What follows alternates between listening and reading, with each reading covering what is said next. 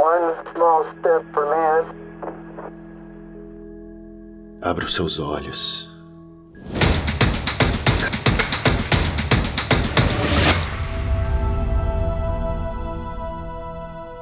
Cada mente é um universo, é como um labirinto intangível de possibilidades imaginárias. Além da fronteira do comum, vamos expandir nossa voz, o olhar, as novas formas de tocar.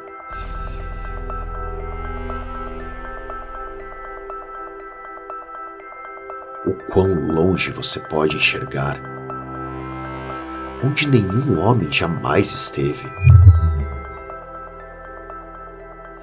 É também onde você pode chegar.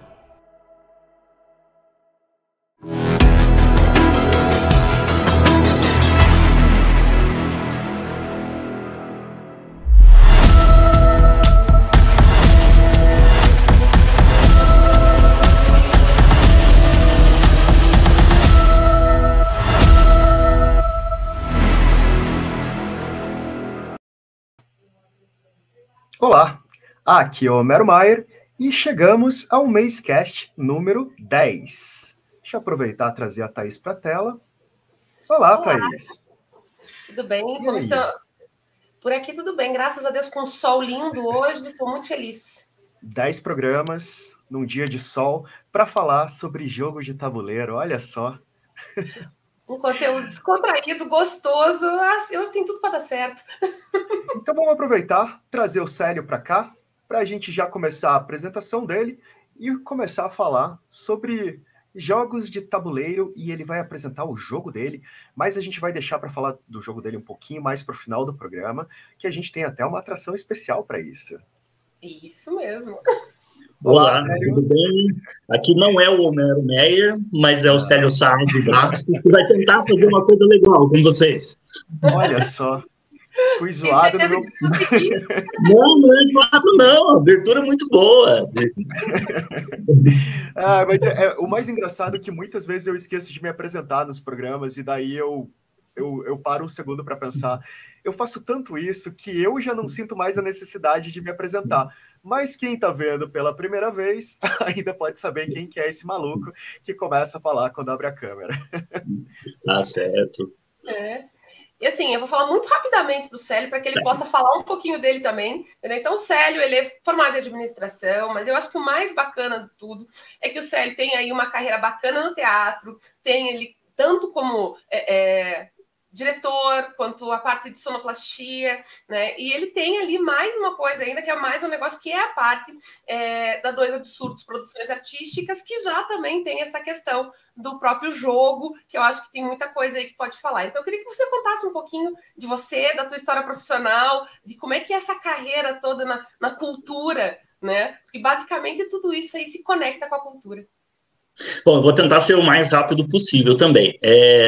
São 25 anos no meio do teatro, né? Eu fiz administração e nunca trabalhei com administração, já estava trabalhando com teatro como diretor, sonoplasta, né? Nas partes técnicas que eu sempre gostei. Então, a arte sempre esteve muito presente, assim, da minha vida. Não consigo viver sem arte. Eu não sou aquela pessoa que vai conseguir sentar atrás de uma mesa com camisa e gravata. É impossível fazer isso. Né? E daí a Dois Absurdos, que começou como uma produtora de teatro, de fazer espetáculos, né? Para produzir espetáculos. Quando entrou a pandemia, que daí a gente ficou preso dentro de casa, eu puxei um velho sonho, sabe? Que era dos jogos de tabuleiro, que eu sempre gostei, né? Desde adolescente, e já tinha um jogo que já tinha criado, mas estava na gaveta. E daí, dentro da pandemia, eu falei, sabe uma coisa, eu estou em casa, não posso sair, vou produzir o jogo que eu gostaria de produzir. Acabei não produzindo aquele que eu tinha feito anos atrás, e comecei a desenvolver outro jogo, e daí convidei pessoas para participar desse processo, tanto para discutir mecânicas, até mesmo o menino que fez a arte do jogo para mim, ele foi meu aluno de teatro. E daí a gente se tornou amigo, ele tinha trabalhado na Marvel do Brasil como desenhista, e daí a gente conversando, ele falou assim, não, estamos juntos no projeto, e a coisa foi acontecendo. Então, basicamente, o resumão é isso. Nossa, que legal, né? E é verdade, porque no meio de tudo isso tem o Antropofocus também, que é né, que tem aí também uma história muito forte, principalmente no teatro paranaense, né? E eu acho que vale a pena a gente ressaltar. Não, foram 14 anos de grupo Antropofocus, né? A gente, junto com o Andrei, era o Andrei, o Julimar, o Lau, a gente fundou o grupo, até por sinal, o grupo surgiu na minha cidade, que eu era de Castro, né? Sou de Castro, e daí a gente fez o primeiro festival de teatro lá, e eram todos alunos da FAP, a gente foi para lá, fez sucesso, a gente falou, um olhou para o outro e falou, vamos montar um grupo, daí a gente montou o grupo Antropofocus, que hoje já está com uns 22 anos, mais ou menos, 23, e eu fiquei com eles 14. Olha só, mas é uma vida, né, 14 anos. 14 anos é uma vida. Mas a gente ainda continua em contato, né? O último espetáculo deles fui eu que fiz a trilha, então só não faço mais parte da gestão lá. Sim. Bem, pessoal, então, só para eu entender, porque daí nessa timeline apresentada, a Dois Absurdos, na verdade, ela passou a produzir os jogos, ela passou a ser uma empresa de jogos por causa da pandemia. Surgiu essa vontade, a vontade de produzir o jogo, e daí eu já tinha a empresa de produção artística, e daí eu entrei em contato com o contador, né, e fiz como que eu posso transformar isso numa editora, porque daí eu queria produzir o jogo, e daí começou... Eu acho que isso já dá, então, para a gente uma abertura para realmente a gente trazer aqui o primeiro bloco, que é essa questão da experiência, né, de jogador para desenvolvedor, né? Então, eu até estava comentando aqui em off, antes da gente entrar, do meu projeto também, que eu estou exatamente nesse momento, sabe, de desenvolver, de pensar em mecânica, de ir criando, sabe, algumas peças, e você comentou que parte muito daí. Então eu queria que você contasse pra gente qual foi a tua experiência primeiro como jogador, sabe, da onde veio esse interesse dos jogos, há quanto tempo você tinha esse interesse, você jogava, se tem grupos, como que funciona hoje esse mercado, digamos assim, aqui no Brasil, mas não o mercado, você mesmo, sabe, a tua experiência até você... Isso, exatamente. Até você virar a página. Tá, eu acho que dá para falar que o jogo sempre esteve na minha vida, desde pequeno, né, com jogos mais conhecidos dos anos 80, que todo mundo conhece, que todo mundo já jogou alguma vez, seja Banco Imobiliário, seja War, seja Jogo da Vida, né, então sempre esteve muito presente. Daí, acho que foi em 2014, 2015, eu tive o primeiro acesso a esses jogos mais modernos, porque era muito difícil vir para o Brasil. E daí, aqui em Curitiba, eu acabei conhecendo outros jogos e daí falei, nossa, existe uma gama de jogos muito interessantes que eu não conhecia. E daí eu comecei a pesquisar sobre. Foi nessa época que eu fiz, que nem você tem um projeto de um jogo que você comentou, que você está pensando em mecânicas e tal, e eu comecei também a pensar nessas mecânicas desses jogos. Então, foi ali em 2014, mais ou menos, que surgiu essa primeira ideia. É o mercado europeu, que é bem grande, né? E eu acho que na Alemanha, que é um dos maiores mercados, né? Isso. Na verdade, rapidamente, eu vou contar mais ou menos como que é essa história. Lá no começo do século XX, teve uma segmentação pro lado americano, que eles chamam de Ameritrash, não sei se você já ouviu falar nesse termo ou não, e o Eurogame, que é da Europa, porque veio desse nome não porque são só jogos europeus, é porque vem da Alemanha, né, que é o maior consumidor de jogos do mundo, então começou ali, então ficou Eurogame, e eles, tipo assim, na rixa deles, eles chamaram os jogos americanos de Ameritrash, que hoje também chamam de Amerigold, e mesmo que parece... de maldade ao Ameritrash, né, ficou e tudo bem para todo mundo. Existe Daí tem aquelas pessoas que jogam Ameritrash, que gostam da Ameritrash, tem aquela galera que joga o Eurogame. Então, são dois setores bem diferentes, porque o jogo americano ele é muito voltado na questão da sorte, temática bem imersiva, e o jogo europeu, né, chamado de Eurogame, ele é mais, são mecânicas mais simples, mais voltadas à mecânica, principalmente, né, então não existe uma grande imersão, né, só para entender quem conhece o jogo, por exemplo, o jogo Azul, não sei se já ouviu falar ou não. Não. O jogo Azul é um dos jogos mais vendidos do mundo, se trata sobre você produzir azulejos portugueses. É isso, a temática é essa. Mas a mecânica é muito legal, né? É impossível, tipo, uma mesa de jogo, você não vai ficar falando 40 minutos sobre, o azulejo dessa forma, não existe isso. Você vai conversar sobre qualquer outra coisa, mas a imersão dentro da mecânica do jogo é muito legal. É um dos jogos, tipo assim, um dos jogos mais vendidos do mundo. Sim. Nossa, e se você parar pra pensar, né, uma coisa assim, tipo, ok, quem um belo dia pegou, sentou e falou, eu vou criar um jogo para montar azulejos? Né? É um negócio assim muito, né, uau, ok, por que isso, né? Então, é uma gama de assuntos no mundo hoje que é impossível. Você pode construir o assunto que você quiser. Exato. Se você tiver uma eu até ia comentar isso, porque é uma loucura, mas assim, eu vou trazer isso todo o programa, pelo jeito. Eu joguei futebol americano por 10 anos. e boa parte do período, sabe, da minha carreira de futebol americano, eu ficava tentando traduzir num jogo de tabuleiro a experiência do futebol americano. Que o futebol americano, ele é um jogo territorial, em que você, né, precisa carregar a bola até o fim do campo do teu adversário. Então você vai ganhando território a cada jogada. E para mim traduzia muito perfeitamente, por exemplo, as jardas do futebol americano poderiam ser muito facilmente traduzidas dentro de um campo de um tabuleiro de jogo, por exemplo.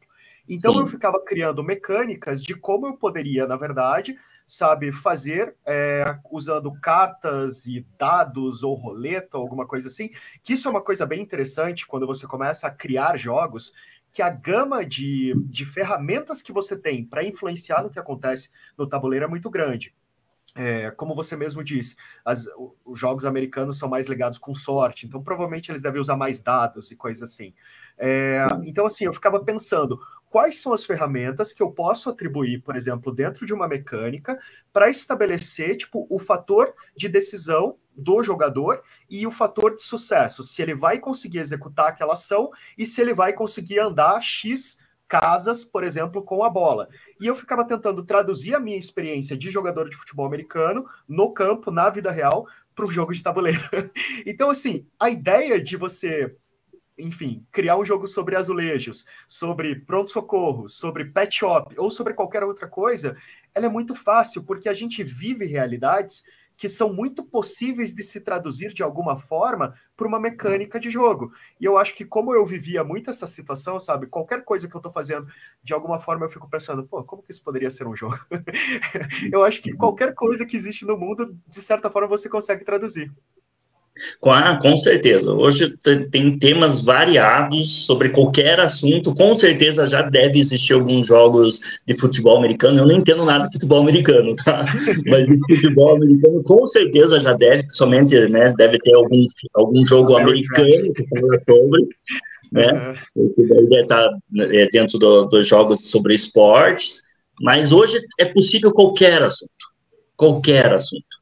Né? E você tem milhões não, né? Mas pelo menos se você der uma pesquisada ali, não sei se você conhece o site BGG, Board Game Book, ali, só ali dentro tem uma explicação pelo menos de uns 100 tipos de mecânicas que existem já.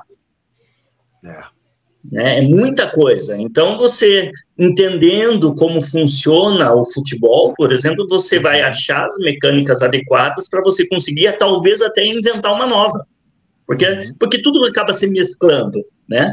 Porque até mesmo, falando um pouquinho sobre esse hibridismo, Os jogos hoje eles estão bem híbridos, apesar que tem essa galera do Eurogame, a galera do Ameritrash, a maioria dos jogos que estão saindo hoje já permeia para os dois lados, sabe? Que não é tão radical desse lado e também não é radical desse lado. Então ele já é mais euro, mas já pega umas ideias do jogo americano, já pega um pouquinho mais de sorte. Então tá muito híbrido hoje os jogos. Sabe uma coisa, ouvindo vocês falar, assim, acaba trazendo um conteúdo que não é exatamente de jogos, mas que tem total relação. É quando a gente começa a estudar a parte de gamificação, seja na empresa, seja em qualquer outra coisa que você vai usar, né?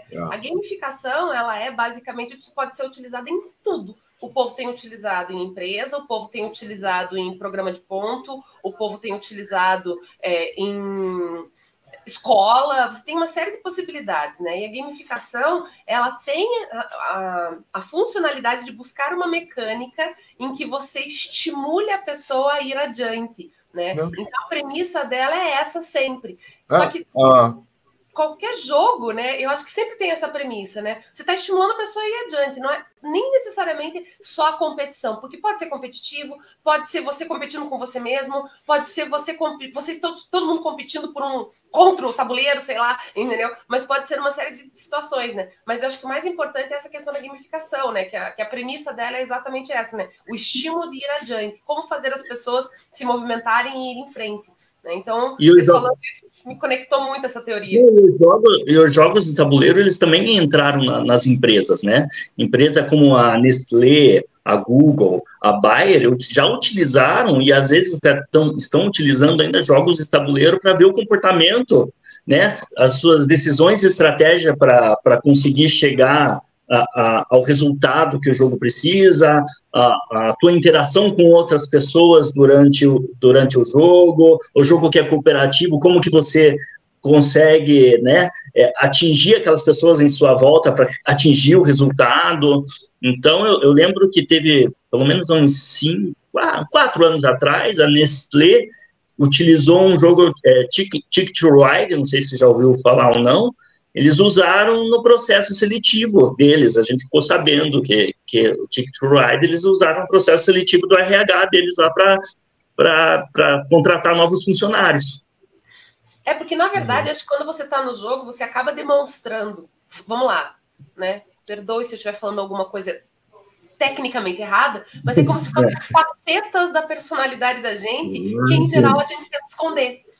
Numa entrevista de emprego, então, o povo é treinado para aquilo, né? Vamos combinar que chega lá e diz assim, não, você vai responder isso, o cara quer ouvir isso de você.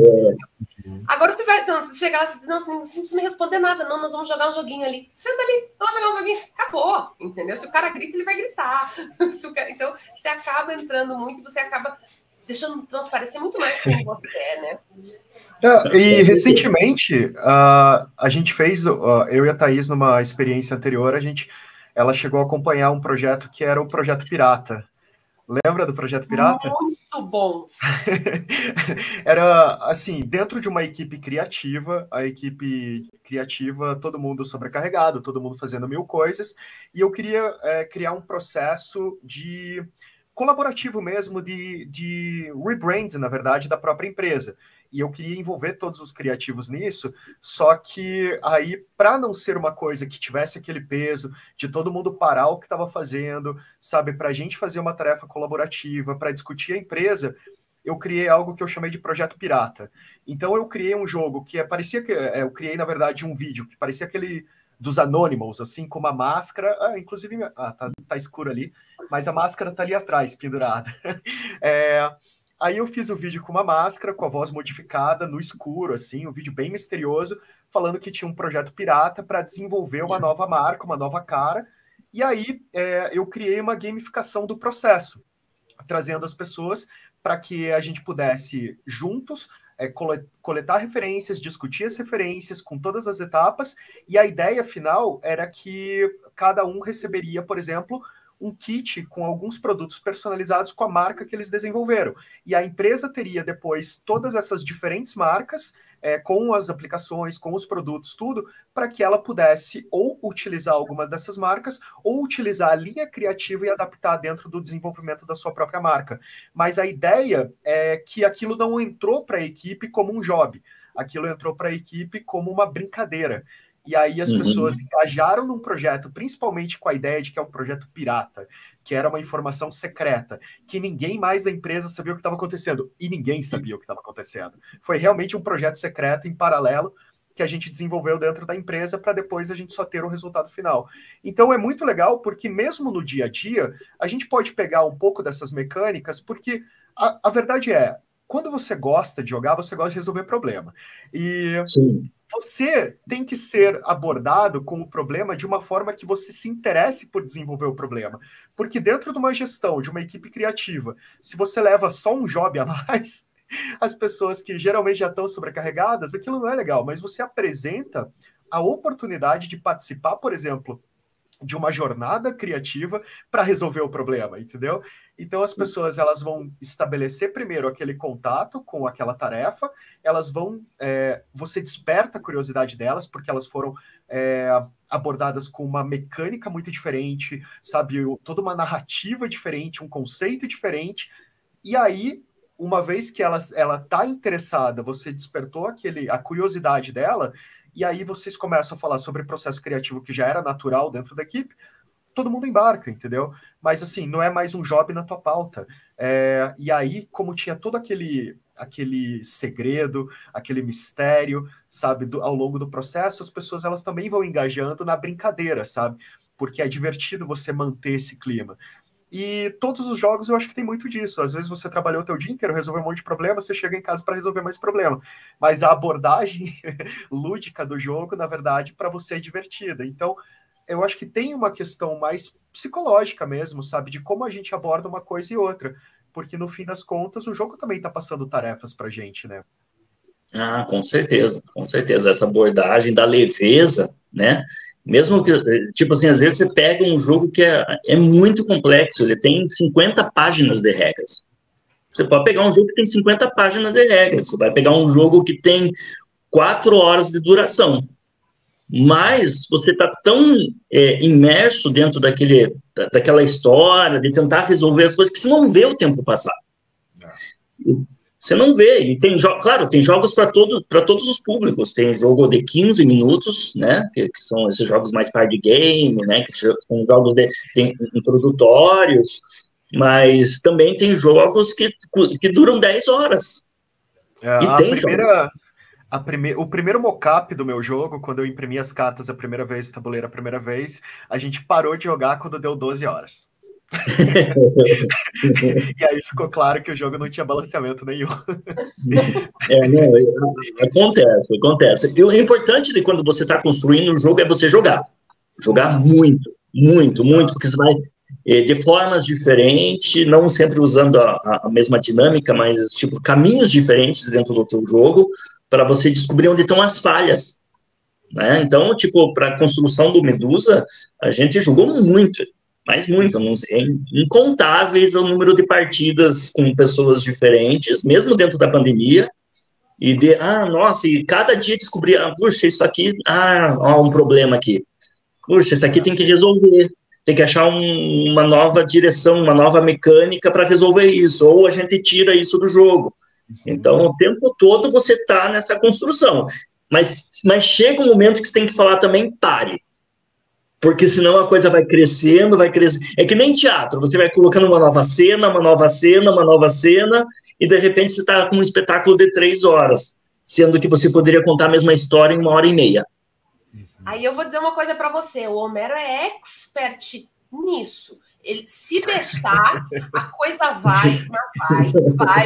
Aí tem que chegar alguém e dizer assim, deixa eu te contar uma coisa, não dá, entendeu? Agora é a hora, chegou, deu, senta, volta.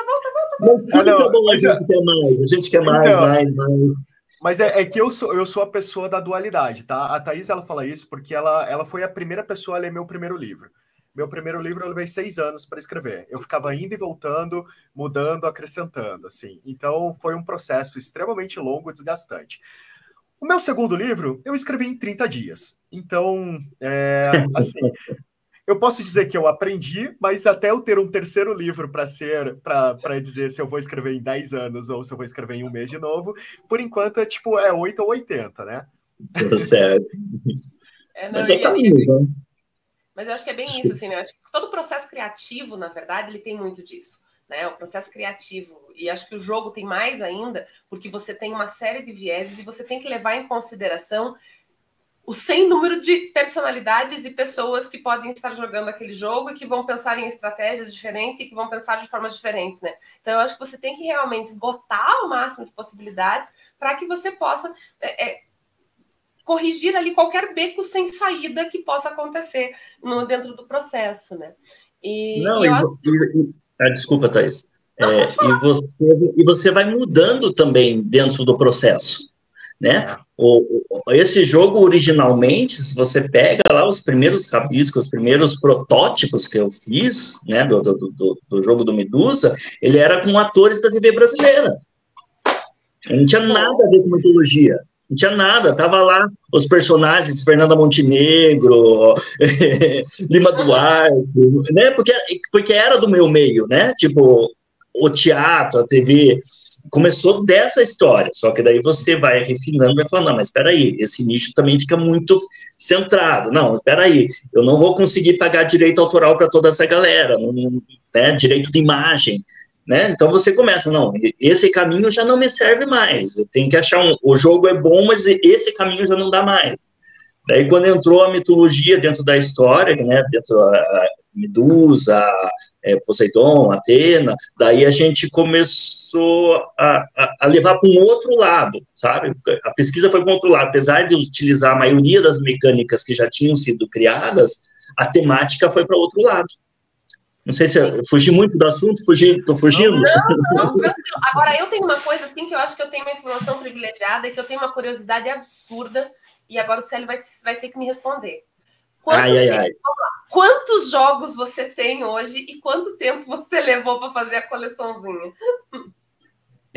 Eu tô com 132 jogos. Nossa. E eu acho que essa coleção veio a partir praticamente 80% disso depois da pandemia. A pandemia foi o boom de jogos do mundo, né? Sim. Só, eu lembro que a pandemia começou em 2019, é isso? 20, comecinho de 2020. Isso, então foi em 2020 o mercado de jogos no Brasil, ele aumentou 214%, eu contribuí para isso. Eu fui lá, eu contribuí muito para isso. Apesar que eu já estava querendo fazer, não, e eu estava querendo fazer o jogo, tal, então eu queria ter jogos para ver como que funcionava, para ver como que era o manual, para jogar, para ter essa experiência também, né? Mas daí, tipo, a pandemia fez explodir isso dentro da minha alma, assim, tipo, nossa, chegou o momento de fazer isso acontecer. Mas o mercado dos jogos no Brasil, a pandemia foi fundamental. Tanto é que empresas como a Galápagos, que é a maior empresa de jogos do Brasil hoje, em 2019, acho que ela faturou 75 milhões. Nossa. E a expectativa dela para 2022 era dobrar isso. Não sei se conseguiram. Lembro dessa matéria que falou que dentro da pandemia eles, né, chegaram a 75 milhões. Nas pesquisas que eu estava fazendo ali, pesquisa foi feita acho que em 2021, em 2020 estava faturando o mercado, contando todas as empresas brasileiras, estava movimentando na faixa de 650 milhões de reais o mercado de jogos de tabuleiro, especificamente jogos de tabuleiro. Sim. Né? Desculpa. E tem um potencial de chegar a 1 bilhão, né? Porque, assim, foi potencial, assim, tipo, de chegar a 1 bilhão muito rápido. Então, isso é uma coisa interessante. Porque você parar para pensar, quando você começa a pensar num mercado que ele pode movimentar 1 bilhão de reais no ano, ele é significativo. Ele começa a ficar bem significativo, né? A Alemanha, que é o maior setor, né? Ela tem uma receita eu tenho até que anotado em 2020, saiu pelo site da Infomoney, tá? Infomani. O setor chegou a 718 milhões de euros. Nossa. É muita, porque é um setor que abrange várias coisas, não é só o jogo tabuleiro. A Bucaneiros aqui do Brasil descobriu que fazer inserts, que são divisões de madeira para colocar dentro das caixas, para você diminuir o tempo de montagem do jogo, que são muitas peças, geralmente, eles construíram esse império da Bucaneiros através desses inserts, né? Dos sleeves, que são os plastiquinhos que você coloca nas cartas, né? Porque são todos produtos caros. Daí você quer manter isso da melhor qualidade, né? Por ano, sem que embolore. Então, segmento de miniaturas com 3D. Então, abre muito o ramo. Até porque do que a gente está falando aqui, eu acho que vale a pena a gente fazer um parênteses. Assim, eu sou a pessoa do parênteses. Todo episódio eu faço um parênteses no determinado momento. E está faltando o cheque da comida do Homero. Ele vai chegar nessa parte ainda hoje, né? Mas é que, na verdade, assim, só para fazer um parênteses dentro do seu parênteses, e o pessoal vai comentar isso depois na Premiere. Olha só, Thaís, eu acabei de tirar pães do forno antes de sentar aqui para esse programa. Ele já me mandou só de cookies doce de leite hoje. É verdade. A gente podia ter feito esse programa pessoalmente, então, numa mesa comendo.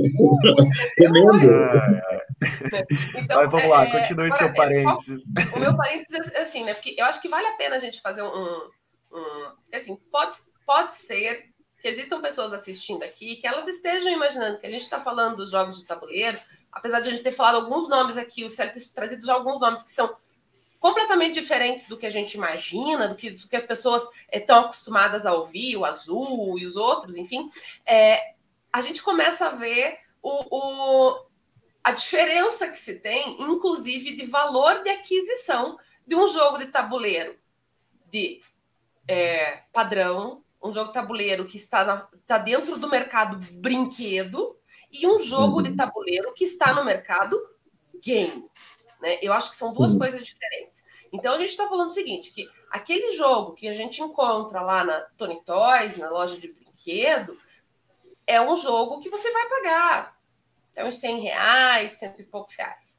Né? Agora, quando e a qualidade dele é uma qualidade que, se acontecer e cair um copo de suco em cima, vai doer, mas vai doer menos, entendeu? Sim. Agora, quando você entra nesse outro jogo ali, em que você começa a pagar 400, 500, 600, 800, R$1.000 num jogo, realmente faz sentido você investir em caixinhas de madeira.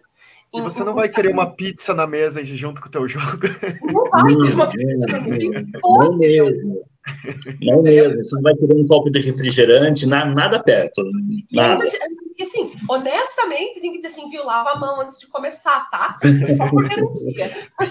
Né? Então, é importante, assim, porque muita gente, como eu não conheci esses jogos há pouco tempo, né? Foi na pandemia que o Hélio começou a trazer esses jogos para casa também, e a gente começou eu tomei contato com eles, né? Mas eu não conhecia, né? Então pode ser que tenha gente assistindo agora que esteja imaginando que a gente esteja falando ali dos jogos comuns. Não é. Aquele jogo brinquedo é uma coisa. O que a gente está falando aqui é um mercado realmente de um público diferente. A gente não tá curioso criança, né? Que esse mercado, na verdade, ele tem várias frentes, né? Você tem empresas como, por exemplo, a Galápagos, que até onde eu me lembro, a Galápagos, ela, na verdade, ela está publicando no Brasil esses Eurogames, principalmente. Então ela está fazendo o licenciamento de jogos e publicando, e acho que até localizando, sabe? Trazendo para o Brasil, fazendo edições nacionais. Você também tem muitos jogos importados, então você tem importadoras de jogos trazendo esses jogos para cá. E você também tem empresas como a Dois Absurdos, lançando jogos totalmente nacionais, e além disso, você ainda tem tipo, todo um movimento, que esse é um movimento que eu acompanhei bastante, dentro do financiamento coletivo, por exemplo, de Sim. muitas pessoas criando, sabe, jogos totalmente independentes, às vezes até sem uma empresa estruturada, mas que tem uma ideia, coloca essa ideia no financiamento coletivo e depois tenta viabilizar o projeto, né? Então você tem várias frentes diferentes, hoje trazendo essa experiência do jogo de tabuleiro, desses board games mais avançados dentro do mercado brasileiro. Não, é bem isso mesmo. Tem várias frentes, vários tipos de consumidor, né? É para todo mundo. É para todo mundo, porque esses jogos que a gente chama dos anos 80, que fica só voltado para a sorte, que é o tipo War, né? Eu acho que ele faz essa base. Ele faz essa base, porque ele é o brinquedo. A partir Exato. quando você dá esse outro salto, ele deixa de ser brinquedo. Ele vira coleção, ele vira... É um outro tipo de prazer. Acho que a palavra mais certa é isso, é o prazer, o prazer de reunir pessoas, ao mesmo tempo você está se divertindo, mas você está colocando a cabeça para pensar. É uma forma diferente de interação. As pessoas têm buscado isso, né? Eu acho que isso é uma coisa interessante. A gente tem aí, visto que, veja, é muito difícil hoje, na minha época de adolescência, era muito comum as pessoas, vamos nos reunir para assistir filmes. Por quê? Porque naquela época a gente tinha que pegar na locadora, a gente tinha que fazer, né? Era um evento assistir um filme. Né? Agora... né? Não, desculpa, é isso mesmo, né? Tipo, reunir a galera para assistir filme, né? E era gostoso, comia pipoca, né? Agora todo você reúne pessoas para jogar. Mas é uma coisa que todo mundo esquece quando fala sobre a experiência de ir na locadora alugar um filme. Todo mundo esquece que o maior evento social não era você ir na locadora e não era você chegar em casa e assistir um filme. O maior realmente evento / desafio social era escolher o filme. Porque geralmente o filme que você queria assistir não estava lá, porque era limitado, alguém já tinha alugado, aí todo mundo primeiro lidava com a frustração de não ter o filme que todo mundo queria, e aí depois, quando cada um ia para um lado para pegar um filme diferente que queria assistir, você, sei lá, um grupo de 5 pessoas tinha que escolher um. Então, a frustração que todo mundo tinha que lidar e a engenharia social para escolher o filme que ia levar para casa era o maior evento. Eu vou dizer para você, o filme eu tinha menos, o meu grupo tinha menos dificuldade. E como a gente queria, o negócio da gente era fazer festa mesmo, mas escolher o sabor da pizza, gente, que inferno, entendeu? Que inferno. Aí sim, entendeu? A vontade é não come nada, entendeu? Mas você acha que o jogo é diferente? Não é, porque são 6 mil títulos lançados por ano, mais ou menos. E daí você quer, e teu dinheiro não dá para comprar 6 mil títulos por ano, né? Tipo, e desses 6 mil títulos por ano, 10% vem para o Brasil, mais ou menos, né? Então, tipo, às vezes você fica lá, nossa, quando que vem esse para o Brasil? Quando que vem? O Frost Heaven, que está prometido desde faz uns 2 anos já, todo mundo esperando. A hora que chegar no Brasil, isso vai voar. Que nem foi o Gloomhaven, não sei se vocês chegaram a conhecer. É um jogo o Gloomhaven, na época, 2 anos atrás, ele foi lançado por um preço de R$1.100, R$1.200. Em 5 dias, acho que já tinha meio acabado tudo. Caramba. E puxando para essa questão da engenharia social que a gente estava discutindo, hoje os jogos de tabuleiro, eles também, você consegue fazer uma segmentação muito maior de público e de gênero também, né? Hoje você tem jogos que eles são muito mais fast-paced, por exemplo, você senta ali, joga com teus amigos sem precisar de muito preparo, e você também tem esses jogos que podem levar muitas horas, muita estratégia, sabe? Você tem jogos mais colaborativos, jogos competitivos, isso tudo vai segmentando também esse público. Então, sim, com essa explosão dos jogos tabuleiros, hoje já é possível identificar com clareza essa segmentação de público no mercado? Não, eu acredito que não, com clareza não, porque os jogos estão para todos os setores, para todos os tipos de pessoas, então não existe no Brasil assim, traz mais esse tipo de jogo do que esse, não, eu acho que tem para todo mundo, né, todo mundo que começa no jogo de alguma forma, eles vão, não adianta você convidar pessoas que nunca jogaram, colocar numa mesa de um jogo de 4 horas. Não, a pessoa vai sair frustrada, vai odiar. Não, você tem que introduzir aos pouquinhos. Você começa com um par de games, começa com um joguinho mais simples, você mostra esse outro universo, e daí a pessoa vai criando interesse. Não, meu interesse é só jogo colaborativo, eu gosto de colaborativo, daí eu vou seguir isso. Eu gosto só de par de game, eu gosto de jogos rápidos, de interação rápida. Eu prefiro o jogo mais de lógica, de 4 horas. Tem público para tudo. Vocês lembram que alguns anos atrás teve uma onda de sequestro muito grande em Curitiba? Sim. Era na época... Não, então, é mentira, na verdade, mas era... era a época que eu tava testando o meu jogo. Não, eu ia dizer assim, claro que eu lembro, entendeu? Inclusive, eu fui sequestrado. Então, várias vezes eu ligava pra minha mãe com frequência. Não, mas é que literalmente, cara, eu tava começando a entrar no ponto de ter que sequestrar as pessoas para jogar um jogo de 10 horas. Porque realmente ninguém conhecia, pelo menos assim, do meu círculo social, ninguém jogava, sabe? Era só eu que estava interessado e desenvolvendo o jogo, então chegou uma hora que começou a faltar cobaia, sabe? Aí, furgão preto na manhã de domingo, capuz na cara e vamos jogar. Mas sabe o que é o legal? Tipo, eu também tinha um ciclo de amigos que não jogavam. Não jogavam, a maioria deles. Então, as primeiras vezes que eu chamei eles, eu comecei com joguinhos mais simples. Esses jogos de 30 minutos, de 40 minutos. Hoje, esse meu ciclo de amigos que frequentam a minha casa, que querem jogar, eles já estão jogando esses jogos que duram 3, 4 horas. Eles já não querem mais jogar os de 30 minutos. Entendi. O de 30 minutos sempre fica para o final da noite. Vamos jogar um mais pesado agora, e daí depois que já fritamos bastante o cérebro, agora a gente vai para um jogo mais simples. Geralmente acontece isso. Falando um pouquinho do público, né, eu fui dar uma fuçada nisso antes do podcast, porque eu sou uma pessoa curiosa para doer, e eu vi que a Forbes, acho que em 2019, ela pontuava que o público era majoritariamente masculino, assim, mais de 80%, né, entre 25 e 37, 38 anos, né? Normalmente já com nível superior, né? Nível universitário. Então, ele fazia ali um público, né? E assim, desse público, mais de 90%, agora não vou ter certeza, não tenho certeza, mais de 90% desse público se considerava nerd, né? Se considerava, ninguém está dizendo que ele era, ele está dizendo, eu sou nerd. Sim. Entendeu? Eu sou nerd, né? Então, assim, isso é uma coisa que me chama um pouco da atenção, porque o que é ser nerd hoje em dia, né? Eu acho que isso mudou um pouco do que era, pelo menos na minha época, do que é para agora, mudou demais o que é o ser nerd, né? Ser nerd agora tem um perfil meio descolado, gente. Na minha época não tinha, não. Agora tem. Né? Olá, prazer, Homero.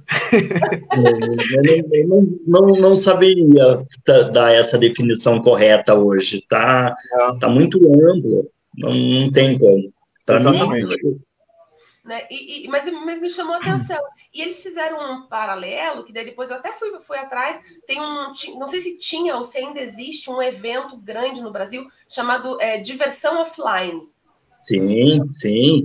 Esse ano rolou agora em junho. Rolou agora em junho. Eu não pude ir porque eu não estava aqui no Brasil. Eu viajei bem na época. Mas rolou e foi um sucesso. Foi um sucesso. O evento acontece desde 2015, que já foi uma coisa que me chamou bastante atenção. Em 2019 foi uma edição incrível. Diz que a volta, o evento que teve logo depois da pandemia, diz que foi de arrebentar, né? E assim, sim, a maioria das pessoas que iam lá, isso daí ouvindo algumas coisas, vendo algumas coisas no próprio YouTube e tal, né? As pessoas dizem assim, não, é um público nerd mesmo, é um público geek, né? É um público e grande parte homem. E eu fiquei pensando, mas por que a mulherada não gosta desse jogo? Não, mas tem muito, acho que está bem diversificado. Eu não acompanhei esse ano para saber, né? O primeiro foi em 2015 e tinha 900 pessoas, alguma coisa assim. Agora, desse ano, chegou parece que a 12 mil pessoas fizeram parte desse, né? Então, eu acho que fala que é geek, fala que é nerd, porque também você vai encontrar lá quadrinhos, você vai encontrar galera do RPG, então leva um pouquinho, né? Mas eu acho que está crescendo, as pessoas estão cada vez mais conhecendo e querem saber, querem ver. Quem descobre um jogo, quem joga a primeira vez um Dixie, alguém já, né? Tipo, jogou um Dixie, que é uma porta de entrada, um Ticket to Ride, um Azul, ele quer saber outras mecânicas, outros jogos, porque é diferente daquele jogo dos anos 80 que você está acostumado. E se você gosta de um jogo de entrada desse, você vai querer saber sobre outros.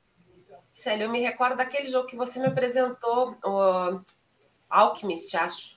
Alquimistas. Alquimistas, isso mesmo, sim. Nossa, é completamente diferente, eu nunca tinha visto nada igual, entendeu? Assim, foi muito legal. Jogou interage com o aplicativo, né? Interage com o aplicativo, porque você, para fazer as poções, porque fala sobre poções e tal, né? Então, você faz as combinações na carta, você põe o aplicativo na frente e o aplicativo te dá um resultado. E daí, a jogabilidade desses jogos, por isso que você fala, é caro na primeira vez que você compra, porque não é diferente dos outros jogos que você não vai jogar mais. Vai jogar muitas vezes, porque tem caminhos diferentes para seguir, então toda partida é uma experiência nova.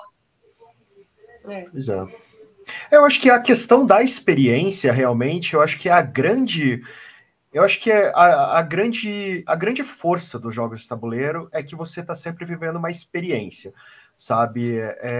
Tem tanto a questão de ser algo físico, a engenharia social que a gente estava comentando, sabe? E o fato de que cada vez que você estiver interagindo ali com as cartas, você está sendo forçado a algumas quebras de paradigma, você está sendo forçado a agir em algumas situações diferentes que o jogo vai te apresentar. A gente tem até um cliente aqui da Maze Heads que está desenvolvendo um jogo para casais, por exemplo, que a gente provavelmente vai falar mais sobre isso. Mas é muito interessante, porque o jogo está trazendo também uma série de ações que promovem experiências para você viver com a sua pessoa especial. Então, o que é legal é exatamente isso, sabe? Porque a gente consegue, do mesmo jeito que a gente estava falando lá atrás, de pensar, por exemplo, em mecânicas, a gente também consegue pensar em ferramentas ou em situações e gamificar isso para que você consiga, ampliar a sua experiência dentro de um relacionamento, fortalecer o vínculo, por exemplo, com a pessoa que você está junto, sabe? E isso hoje, dentro da realidade que a gente vive, pode ser um fator muito positivo. Então é muito interessante essa questão da experiência que os jogos promovem. Por isso que acho que a questão da percepção do valor, ela acaba ficando tão evidente, tão alta, porque você realmente vive uma experiência a partir dos jogos. Com certeza. E também essa troca né, entre as pessoas, que estimula a criatividade, né? Então, nossa, tem várias ramificações que poderia ficar horas aqui falando. Só pegar um assunto, a gente vai. Não, isso é bem... e esse acho que é uma coisa que é legal, né? Quando a gente fala nas possibilidades que o jogo traz, né? Agora, o Homeros até colocou ali, eu acho que esse para mim, é ainda tão nebuloso, exatamente assim, como que está acontecendo o marketing dos jogos hoje no Brasil, né? Porque, do brinquedo a gente sabe como é que funciona, né? O brinquedo tá lá, tá na loja, tá exposto, o pai vai, compra, a coisa vai andando, um fala pro outro e tal. Hoje em dia, ninguém mais precisa fazer uma propaganda do War, né? O pai jogou, vai comprar pro filho, o filho vai prestar pro amigo, tá tudo certo, né? O pai que jogou e compra pro filho é um sádico. Não é. Não seja assim. Foi legal. O marketing, eu acho que é uma questão ainda que eu estou desenvolvendo, até contratei uma empresa de marketing para me ajudar nisso.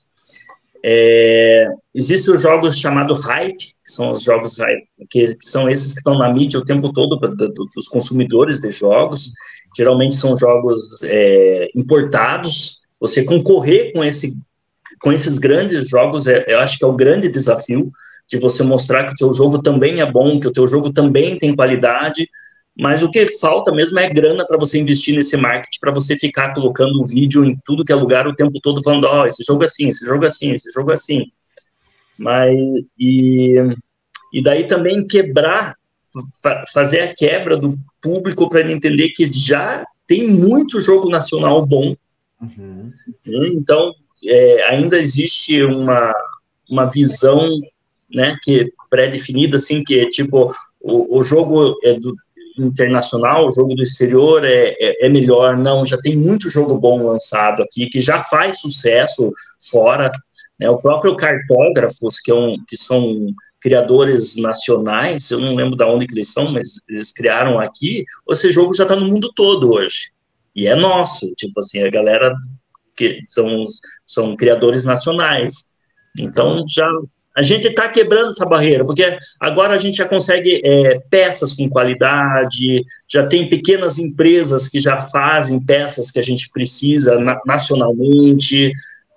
Quando se precisa algo mais específico também, daí você tem que importar, preciso de um dado de 30 lados. Aqui no Brasil eu não tenho quem fabrica isso ainda. Ainda não tenho isso. Tenho até 20 lados, eu tenho no Brasil quem fabrica. De 30 lados para cima, e existe, né? Eu não consigo, eu tenho que trazer de fora. Mas cada ano que passa, a gente descobre uma nova empresa uma empresa que está fazendo pecinhas de madeira, que são os meeples, né, chamado meeples, que surgiu no Brasil e já está com um mercado grande para isso. Então, de pouquinho em pouquinho, vai crescendo esse mercado, né? E foi interessante... Opa, pode falar, Thaís. Fala primeiro. Não, eu só ia fazer um comentário rápido, que foi até interessante esse processo de prototipação para mim, que na época, quando eu prototipei meu jogo, eu usei uma empresa de corte laser de acrílico, e foi caríssimo para fazer peças super simples com acrílico recortado. Hoje, mais barato do que eu usei para fazer a peça de um protótipo, por exemplo, as peças de um protótipo, eu compraria uma impressora 3D. Então, assim, a mudança de mercado, mesmo que seja para uma fase de prototipação, por exemplo, ela é absurda. Porque como pode, eu gastei mais para cortar acrílico, recorte a laser em acrílico, do que hoje custa uma impressora 3D, sabe? Então, esse é um mercado que mudou muito rápido. E quando eu vejo, por exemplo, grande parte desses projetos, assim, como eu comentei, que estão em financiamento coletivo, pelo Catarse, por exemplo, cara, tem muita coisa muito legal, sabe? Protótipos realmente muito bem feitos. E eu acho que aí, essa questão do marketing, você vê hoje já também muito dessa questão da experiência que a gente comentou agora, sendo transportada para a comunicação.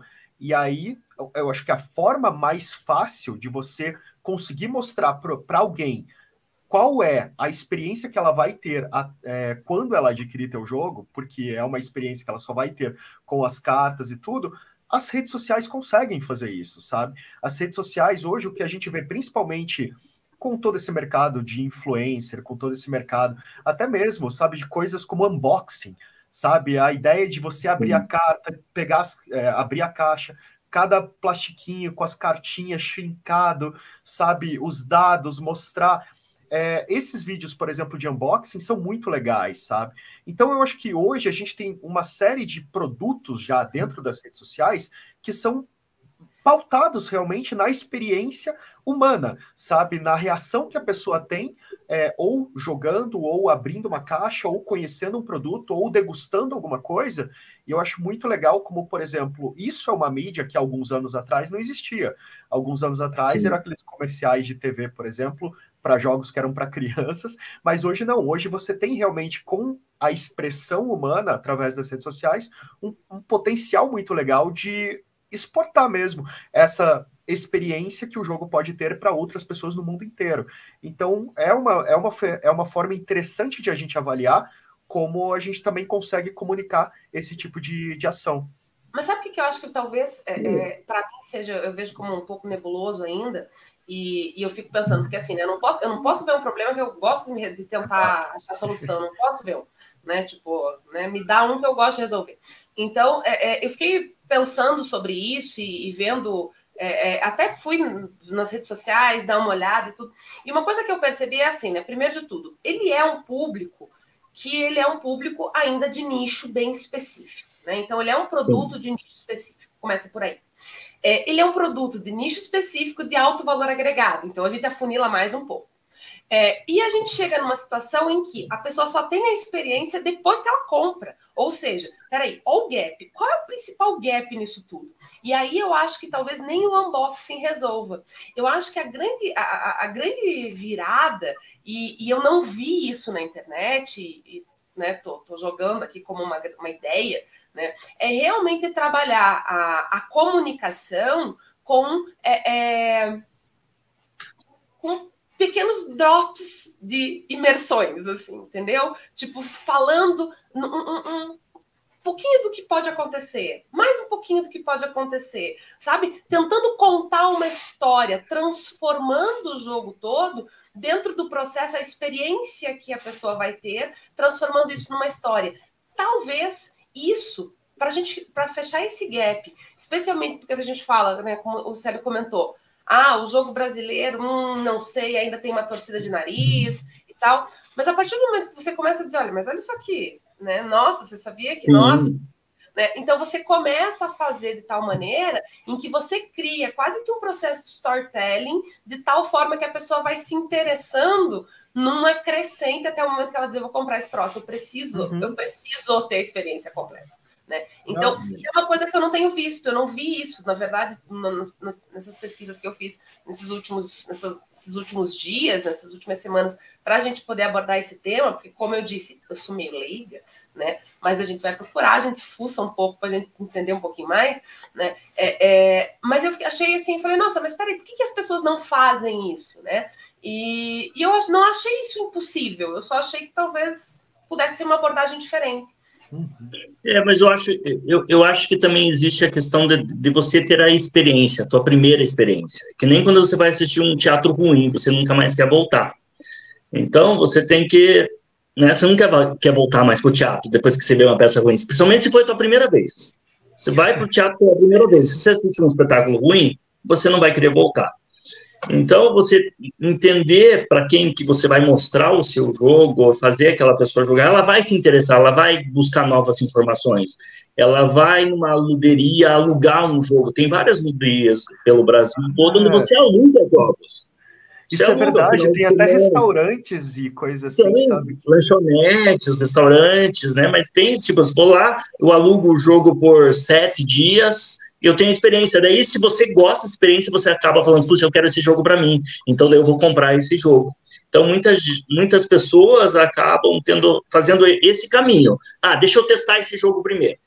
Vou testar, vou alugar, vou jogar na casa do conhecido, e daí depois eu vou adquirir. Porque realmente é um custo alto, não são... Porque Sim, é um investimento. Papel é caro. Papel na pandemia explodiu o preço. Exato. E tabuleiro é papel, cartas é papel, punchboard é papel, tudo é papel, cartonado, né? Caixa. E esse público, em geral, ele quer com qualidade. Você não pode fazer uma caixa molenga, você não pode fazer um tabuleiro que vai quebrar no meio, que vai entortar. Não. Você tem que ter a qualidade, e qualidade é preço. Por isso que fica caro. Prêmio. Né? E no nosso país tudo é imposto. Tipo assim, o dinheiro que eu vou destinar para fazer 500 caixas aqui, se eu fizesse na China, eu ia fazer 2.000 caixas. Só que daí tem a logística de você trazer, tem a logística onde você vai armazenar 2.000 caixas, porque lá fora você não consegue fazer menos que 2.000. Você não vai fazer 500 caixas.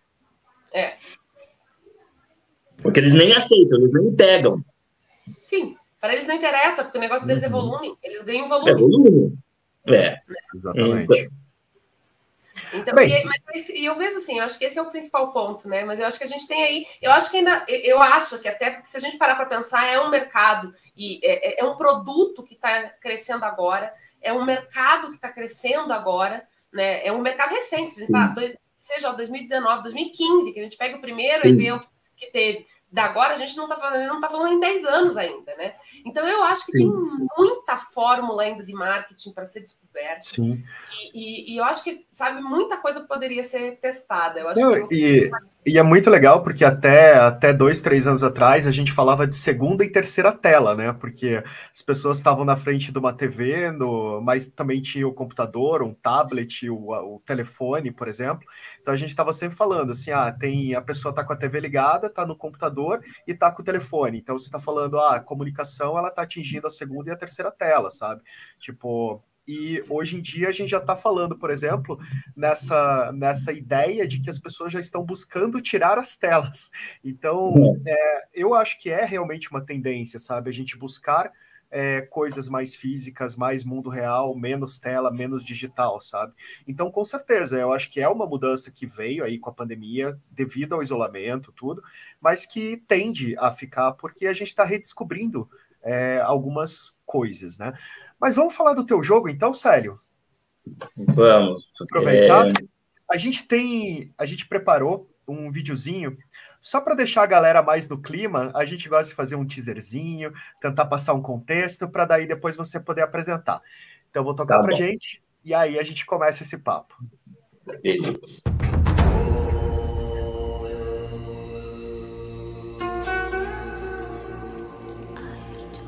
Uma jornada épica. Existe um duelo entre Atena e Poseidon, pelo clamor humano. E para aplacar a vontade dos deuses, um festival de teatro foi criado. Oscoforia. Nos palcos da Grécia, o maior espetáculo será consagrado para toda a eternidade. Mas essa história não ficará apenas na memória, e sim escrita em pedra. Um sacrifício é necessário, e os grandes atores dessa tragédia devem encarar o desafio, o olhar da Medusa.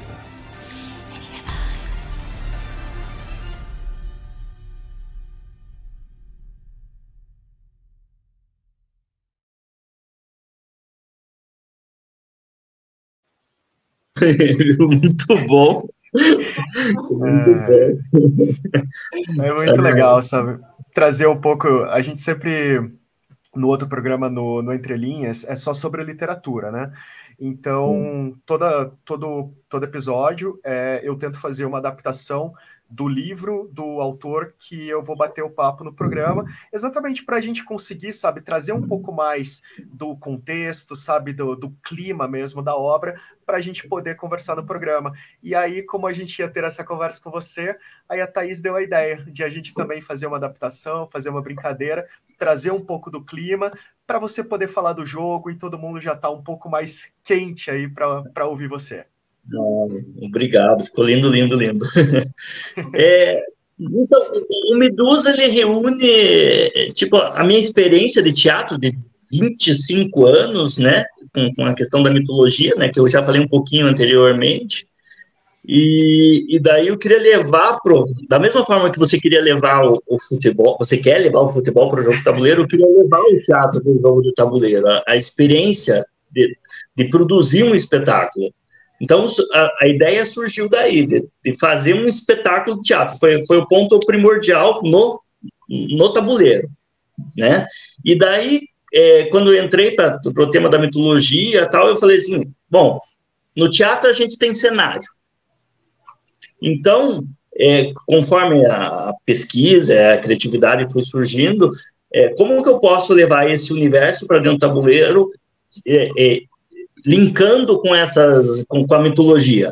A Medusa faz estátua de pedra, ok? Então, dentro do jogo, uma das dinâmicas que foi colocado dentro, como uma disputa entre os deuses, era que os produtores que estão produzindo esse espetáculo no jogo, eles têm que trazer uma estátua de atores perfeitos, né, transformados em pedra, para fazer parte desse cenário do jogo. Então, tipo, foi uma sacada ali que a gente teve, eu e o Luciano, e foi o grande chamariz, acho que foi o diferencial do jogo, onde todo mundo fala assim, nossa, que ideia bacana, genial que vocês tiveram de trazer esse poder da Medusa e encaixar tão perfeitamente dentro do tema.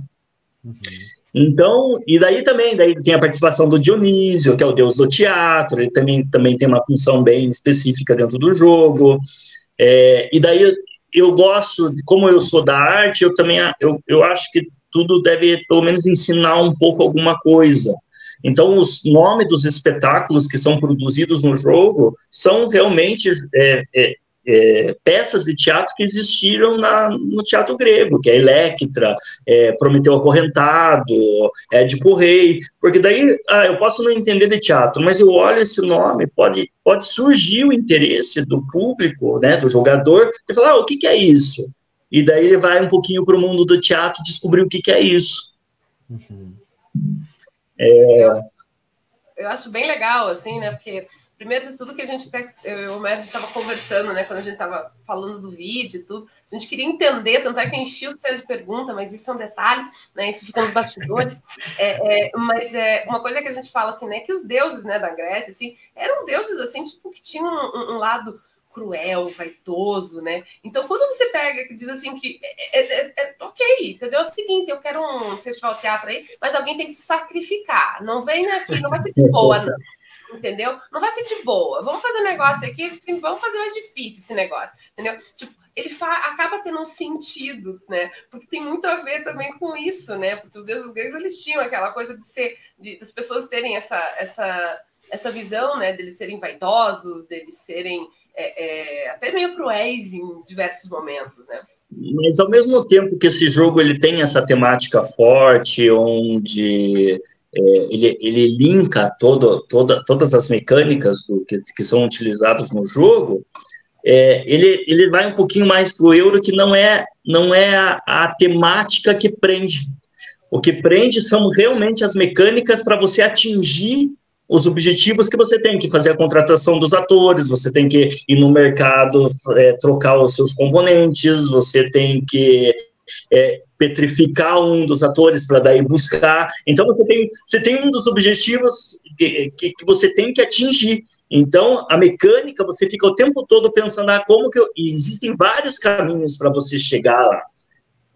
E daí existe um pouquinho de sorte, mas é bem pouco, porque usa dados também, mas você pode trabalhar nesses dados, eles não são resultados fixos, porque você pode fazer combinações de dados, não é um dado só. Você faz a combinação dos dados para chegar a um resultado. Então, você tem 4 dados. Se eu juntar esses 2, é um resultado. Se eu juntar esses outros 2, é outro resultado. E você vai fazer caminhos diferentes. Então, você fica muito focado nas estratégias, nas cartas de ajuda que você tem, porque cada deus ajuda de uma forma diferente. Então, a partir do momento que você vai comprando os deuses com ouro, né, a ajuda deles, então, eu comprei a ajuda do Apolo, ele vai me dar um certo benefício. Eu comprei a ajuda de Eros, eu vou ter mais velocidade de movimento. Eu comprei a ajuda do Hermafrodito, eu tenho a opção de inverter o lado do dado. Então, existem várias mecânicas ali, várias possibilidades dentro do jogo. Então, sempre vai ser uma experiência nova, porque se hoje eu joguei... Você não consegue jogar com todos ao mesmo tempo. Então, são 20 deuses. Você vai conseguir, em uma partida, você vai mesclar 3 ou 4 para você, o outro jogador mais uns 3 ou 4, o outro jogador mais 2, e daí na próxima partida eu vou mesclar outros deuses que vai me dar outra experiência. Não vai ser a mesma jogabilidade que eu fiz da partida anterior.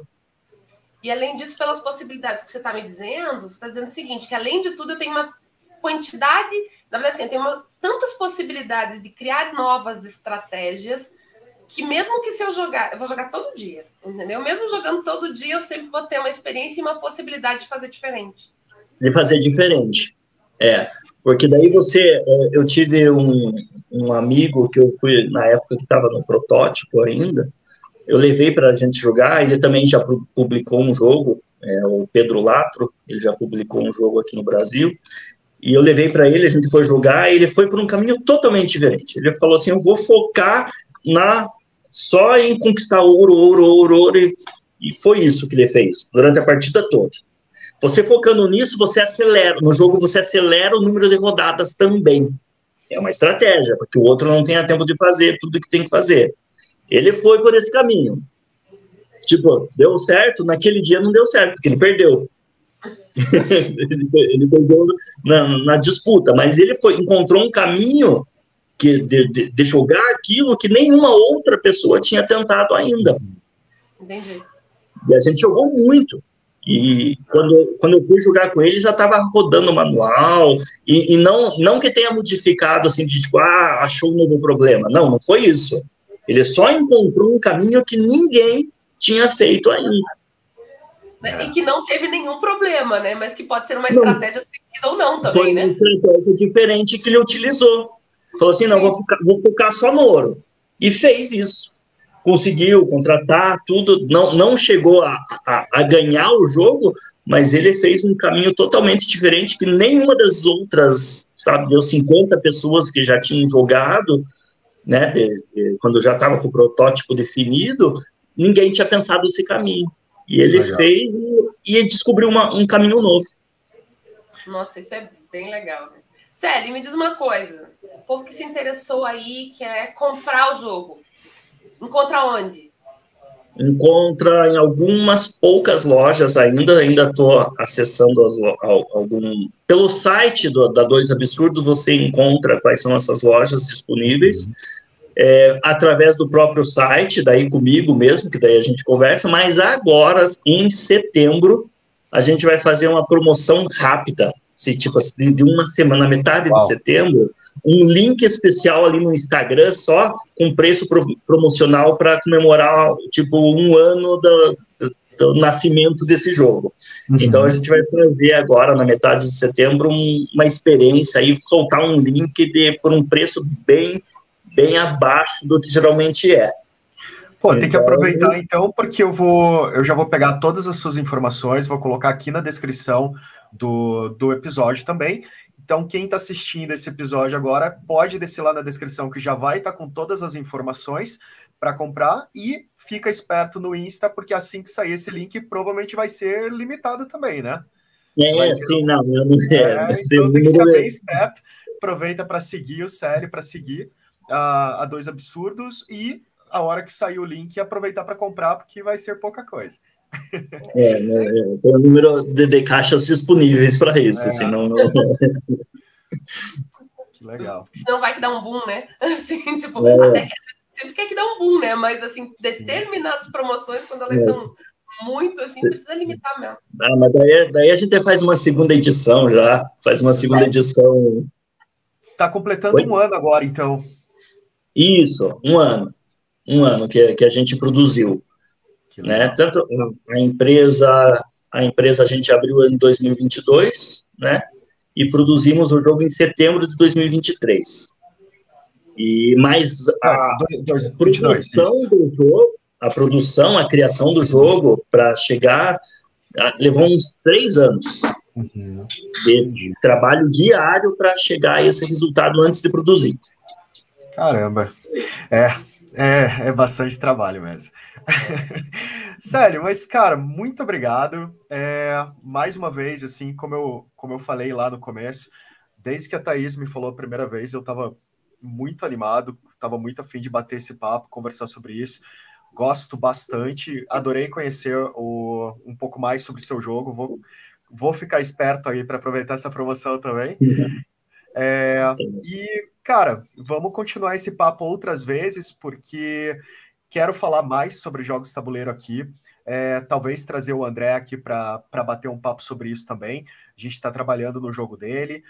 Quem sabe eu não reativo o meu projeto aí. E vou aproveitar vocês que já estão fazendo isso, que já estão no mercado, para também dar o feedback de vocês, passar aí alguma impressão de quem já está nesse mercado, porque são projetos que a gente faz de coração mesmo, sabe? Vejo muito pelo que você disse aqui, como você tem uma ligação muito próxima, sabe? Não só com o teatro, com arte, com o teu jogo, e como ele acaba sendo um amálgama de de muito disso, sabe, que estava em você. E eu acho que, para mim, esses projetos criativos, eles representam exatamente isso, sabe? Muitas vezes são muitas coisas que fazem parte do meu dia a dia, fazem parte desse cotidiano, mas são coisas que eu tenho muita admiração, muito interesse, e aí, às vezes, a gente acaba brincando muito tempo lá dentro e externando, através da arte, um pouco dessa nossa forma de pensar. Então, com certeza a gente vai fazer mais programas sobre jogos de tabuleiros. Às vezes até poderia ser legal a gente trazer mais gente para bater papo sobre esse mercado, sabe, fazer um programa com outros pontos de vista, tudo, aproveitando que, pô, é uma coisa tão nova, a gente ouve pouco, a gente encontra pouco conteúdo realmente, sabe, por aí. Então, aproveitar que tem você, tem o André, sabe, numa dessa, trago o meu projeto aí também, e a gente vai bater papo sobre isso. Com certeza, eu só quero agradecer o convite de vocês e estou feliz de ter participado, e falar sobre jogos é sempre muito bom. Que legal. Eu poderia ficar horas aqui conversando com vocês. Nossa, que legal. Obrigado, que bom. A gente também poderia ficar horas aqui, né? Mas como diz o Homero, sempre diz assim, a gente normalmente tenta fechar em 1 hora, 50 minutos, mas quando o papo fica bom, vai lá para 1h15 e tá tudo bem. Sério, muito, muito, muito obrigada, viu? Obrigada pela conversa, obrigada pelo papo, por trazer tanta informação legal, né, explicar um pouquinho também, para que todo mundo possa conhecer esse mercado e, quem sabe, vivenciar essa experiência, né? Eu acho que aí fica bom para todo mundo, né? Foi uma pincelada em tudo, assim, né? Tipo, tem muito assunto que a gente nem entrou, mas foi muito bom mesmo. Obrigado. É isso aí. E todo mundo que está assistindo, lembra de dar o like aí no vídeo, comentar e principalmente compartilhar esse vídeo, e também passa para a gente o que interessa para vocês, para a gente buscar mais conteúdo para trazer para os próximos Mazecasts. É isso aí, pessoal. Muito obrigado e até o próximo Mazecast. Gente, tchau, tchau. Até o próximo. Até.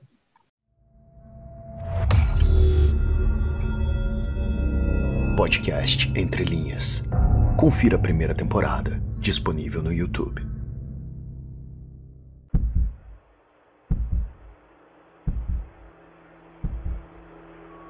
That's one small step for man. Abra os seus olhos.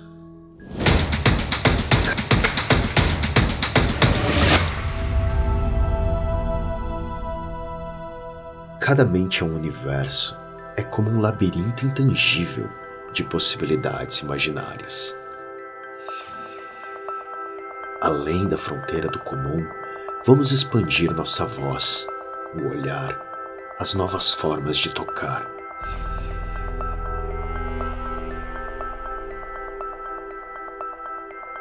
O quão longe você pode enxergar, onde nenhum homem jamais esteve. É também onde você pode chegar.